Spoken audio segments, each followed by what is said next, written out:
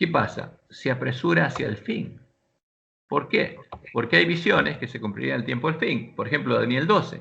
Y como Jesús dijo, esos días serían acortados. Por eso esa visión se apresuraría en cumplirse. ¿Eh?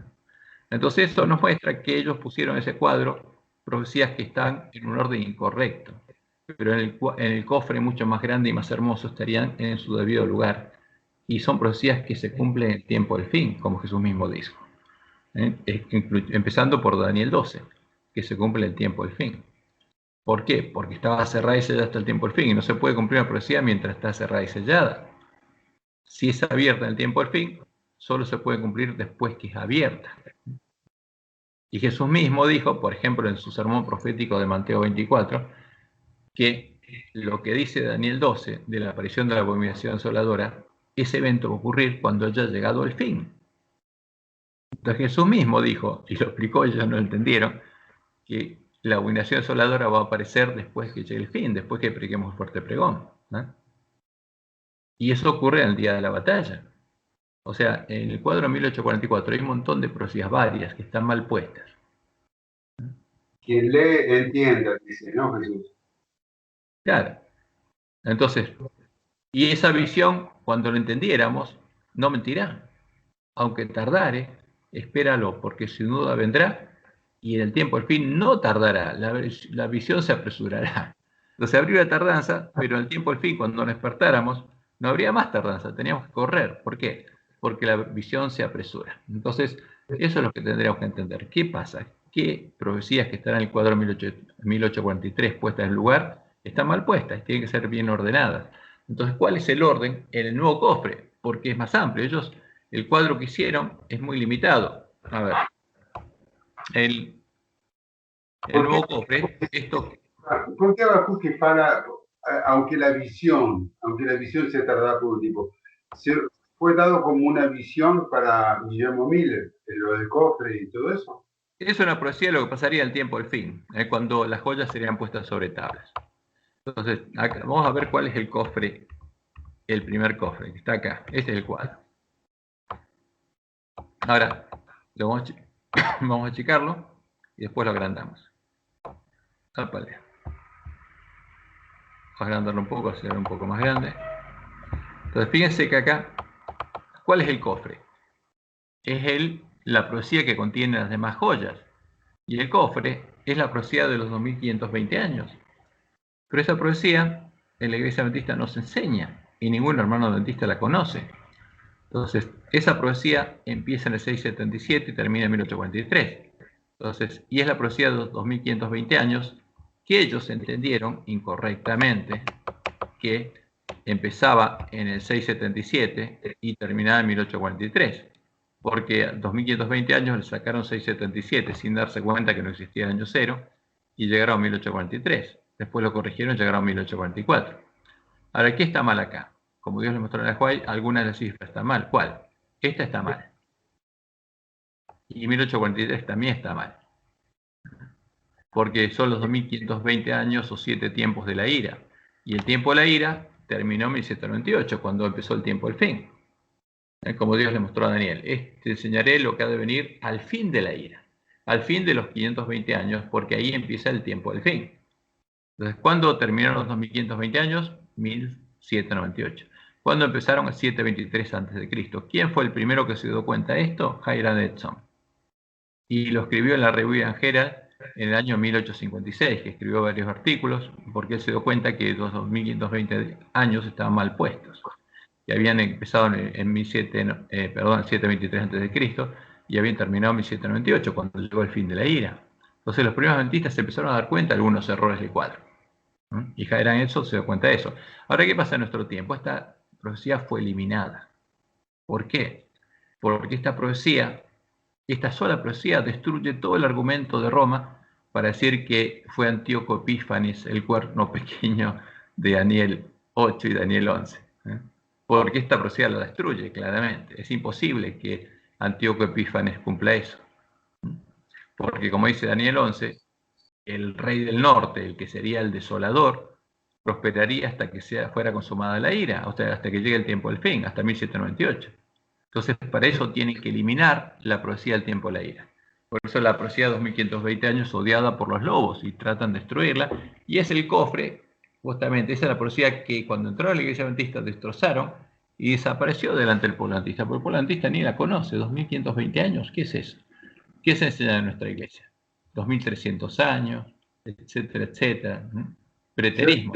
yo he visto algún vídeo de YouTube sí, de algunos adventistas históricos, ¿no? Y tratan de explicar eso de los 2520 años y se detiene en ese 677, realmente no recuerdo haber visto 723, como decís vos. Como que se quedaron ahí en 677. No, porque los que muestran algo dicen que esto es perfecto, fue guiado por Dios y está correcto. Por Sí, ejemplo, lo muestra que era llaman, el entendimiento de los pioneros y es correcto y amén y punto final, ¿no? claro, especialmente estos hermanos que se llaman del Ministerio del Librito, ¿no? Que están en Brasil. Estos y enseñan mentiras, pero bueno, ¿qué va a ser? Pero no enseñan la verdad. Y lo que Dios dijo es lo que tiene que cumplir. O sea, íbamos a poner todas estas profecías en su correcto orden. Por ejemplo, estos tiempos de Daniel 12 no se cumplen aquí. Se cumple otro momento. Entonces acá están todas las cosas que metieron. Y bueno, llega hasta 1843.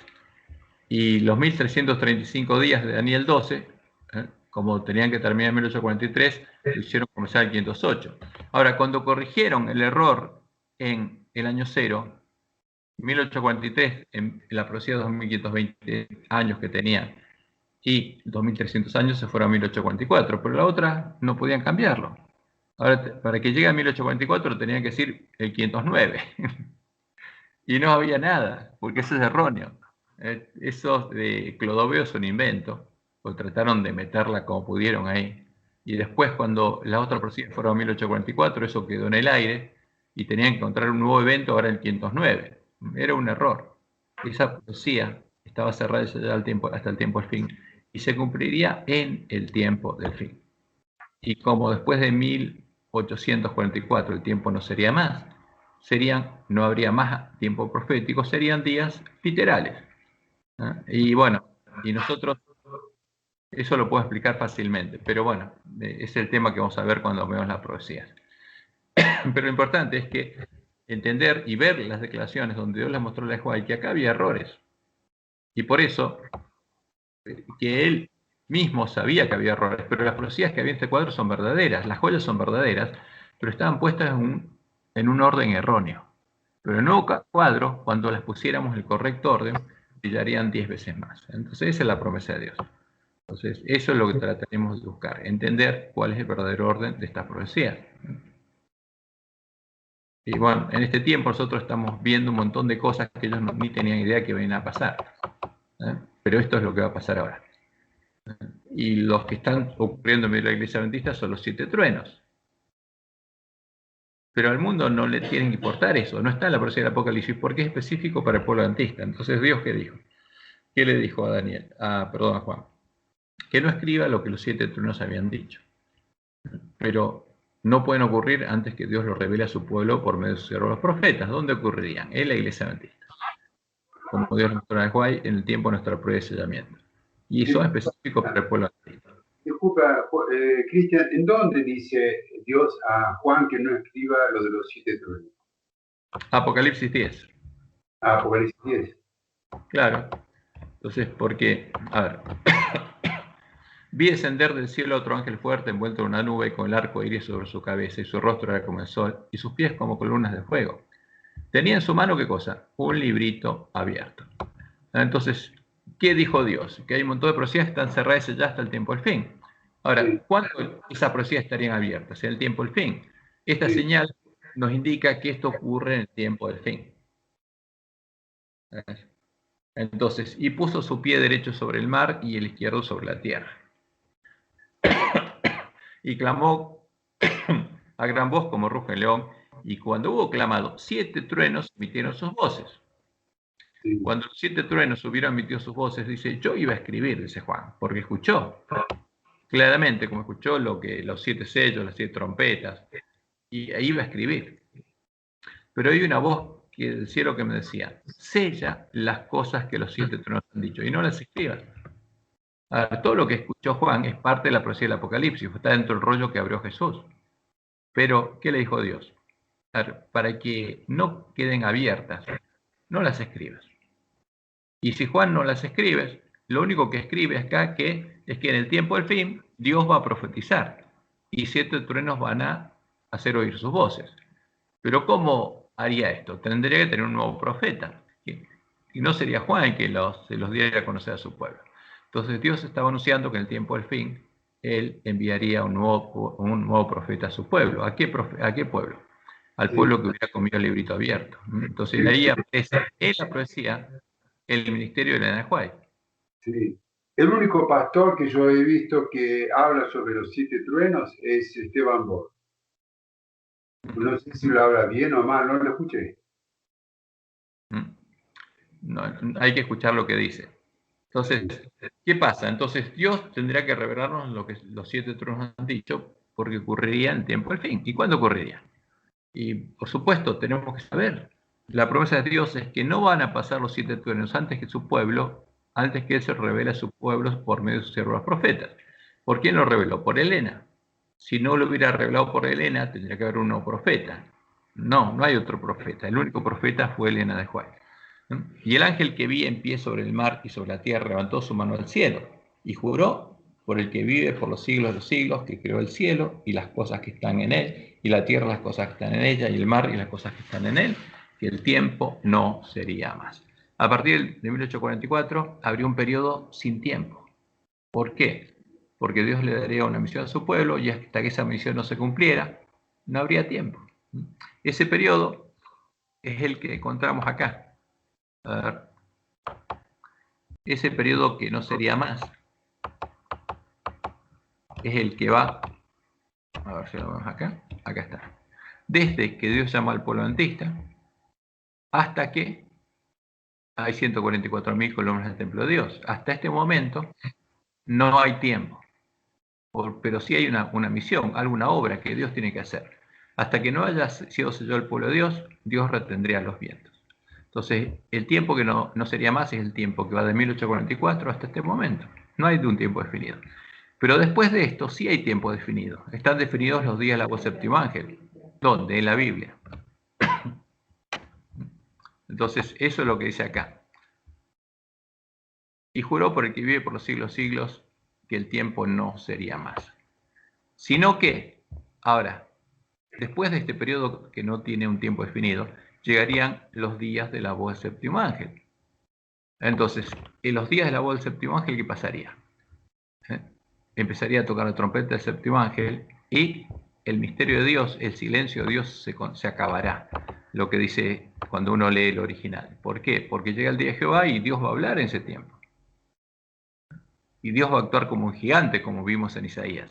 Como Él lo anunció a sus siervos los profetas, o sea, está anunciado. Los días de la voz del séptimo ángel están anunciados por medio de sus siervos profetas, antes del Apocalipsis. Entonces tendríamos que ir a ver esas profecías que anuncian lo que pasaría en el tiempo de angustia. Y ahora viene, justamente, se le dice a ese pueblo que come el librito abierto, lo come, y después que le amarga el vientre, se le da una misión. Es necesario que profetices otra vez. ¿Quién es el siervo al que Dios enviaría? A estas vírgenes, este pueblo.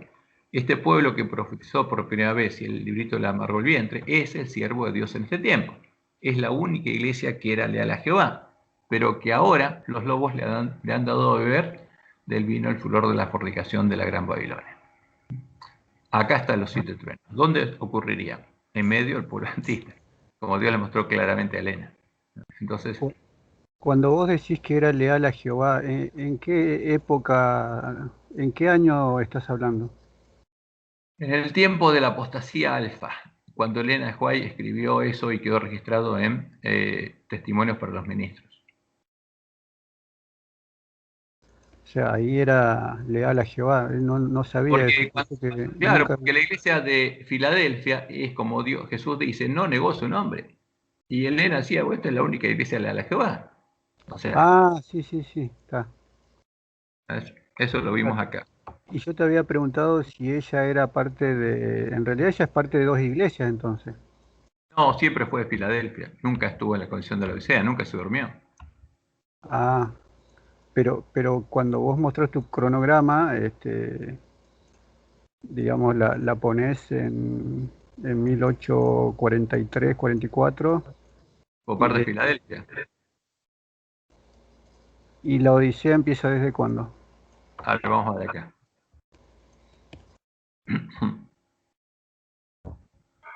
La Odisea es cuando todas las vírgenes se duermen. A ver, vamos a ver acá.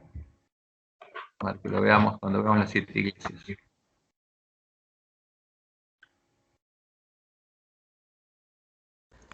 Acá en Puyari se cortó la luz, por eso la mayoría de los que somos de acá se Ah, no fueron. tienen. Sí, A ver si encuentro. Tenés un generador propio, parece ahí. estuve con el celular y con los Ah, datos. a ver, hasta las iglesias. Acá está. Vamos acá. No es. A ver, voy a buscarlo mejor. Las 7 iglesias. No es acá. ¿O qué estoy haciendo?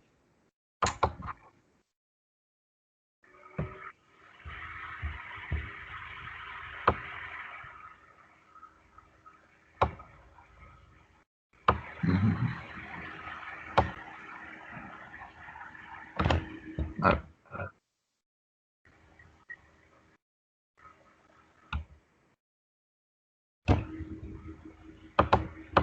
Acá tenemos las iglesias, acá está. Entonces es más fácil verlo acá.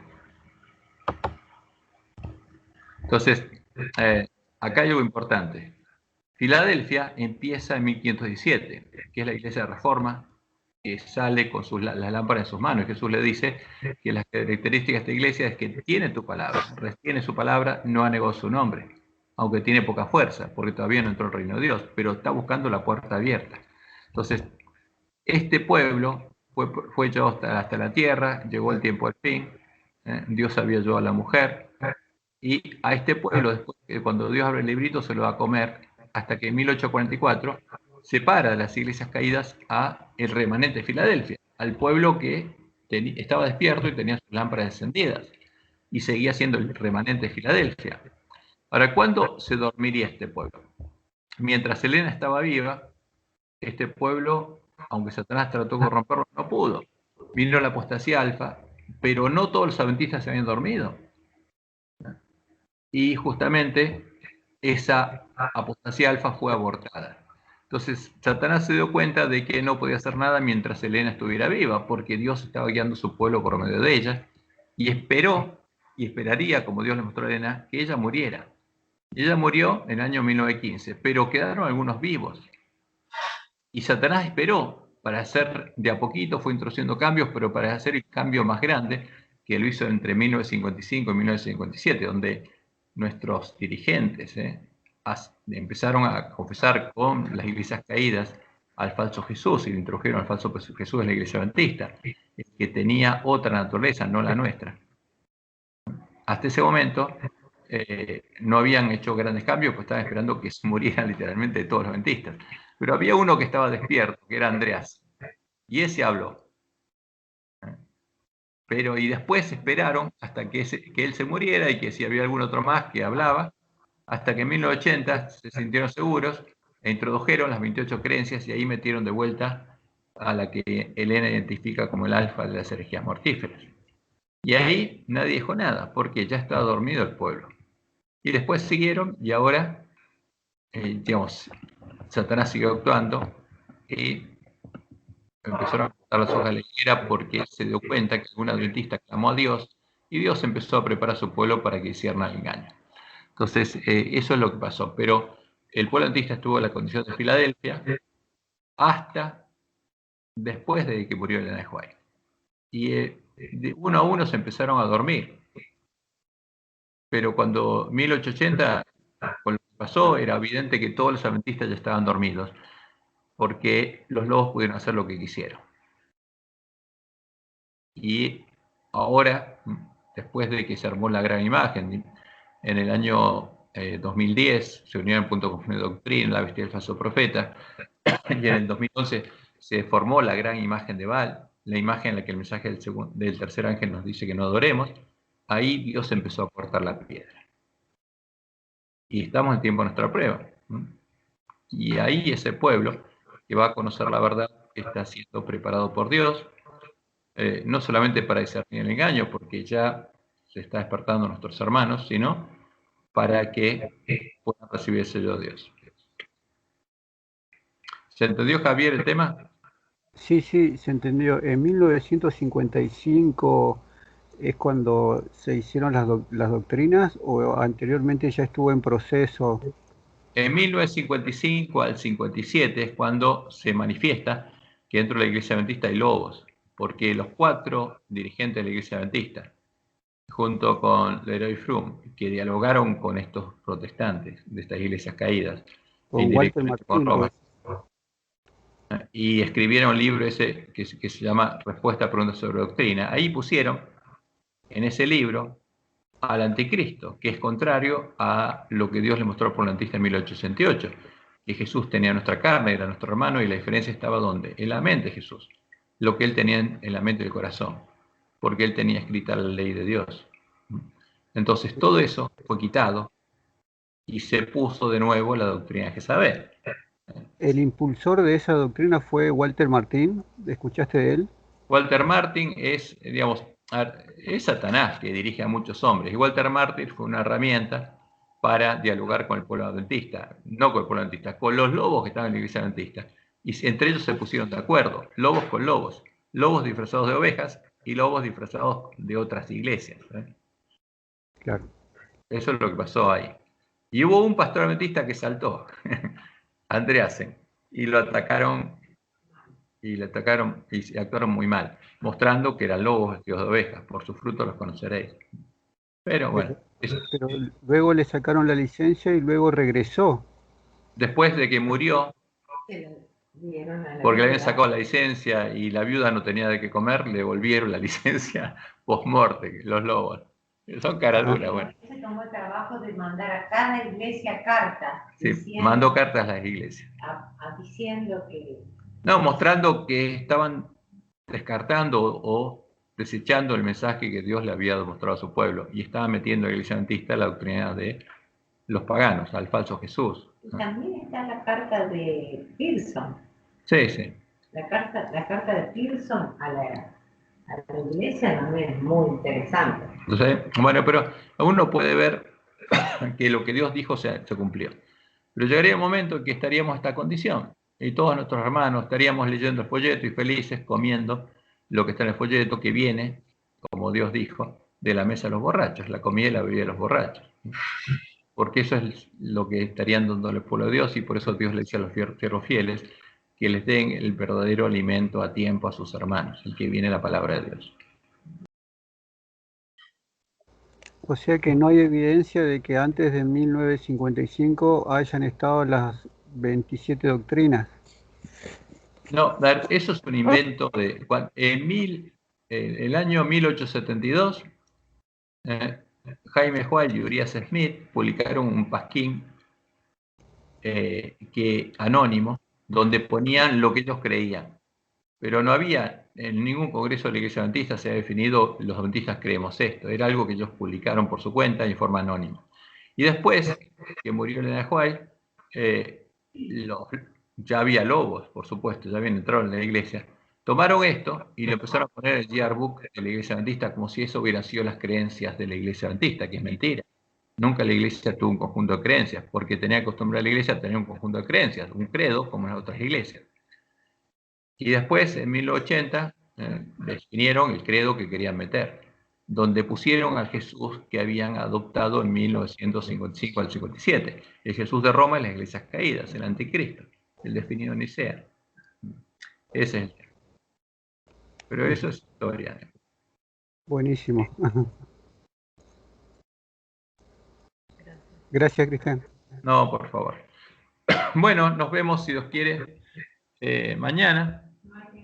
Si tiene